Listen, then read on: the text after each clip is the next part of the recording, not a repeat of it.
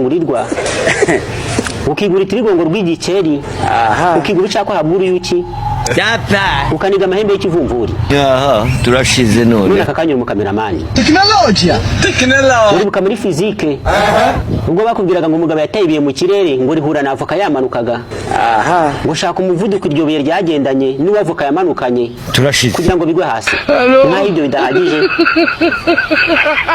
ngo nashaka imbaraga wa mugabo yakoresheje atera iryo buye uri bukase bakubwira ngo shaka impamvu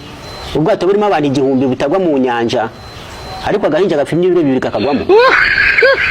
none bakakanyura umuzungu zayi tumundebereye umuntu uko urimo satani uri buka muri shimi bakubwira ngo ushobora kuvangura umucanga n'umunyu ngo ufata wa mucanga wamenetse mu munyu ukawushyira mu mazi ukayungurura amazi ukayacanira wayacanira ngo wa munyu ugasigara hasi ukabatanukanyije umunyu no mucanga mama none bakakanyura umuhanzi ibyo byose yibikwereka ko wajyaga kwiga utagiye kwiga ibyo uzakoresha iyo ugiye ku ishuri uba ugiye gushaka akazi ntabwo wiga ngo ubone akazi wiga imboneza mu bantu ikintu ishuri rikumarira cya mbere ni ukubana n'abantu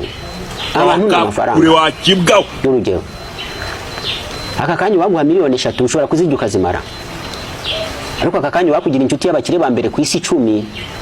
ukabura inshuti yabo byo byonyine ayo ni amafaranga icyo wize mu ishuri bwari ubumenyi bwo kwihangira umurimo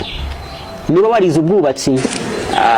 ndabizi neza mwarimu wakwigishaga yakubwiraga ko akazi kabishobora kuzabona ari uko engineer w'umurenge ugize ngo aka kanya ujya ku ndege warumiye icyo gihe akabona akazi imbere yawe nimba warize ikoranabuhanga mwarimu yakubwiraga ko akazi kabishobora kuzabona ari uko umu IT w'akarere akora ko kazi kabishobora kuzabona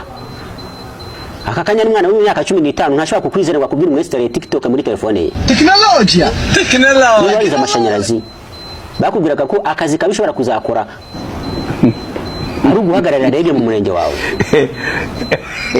aka kanya ahantu nta n'umuriro uhari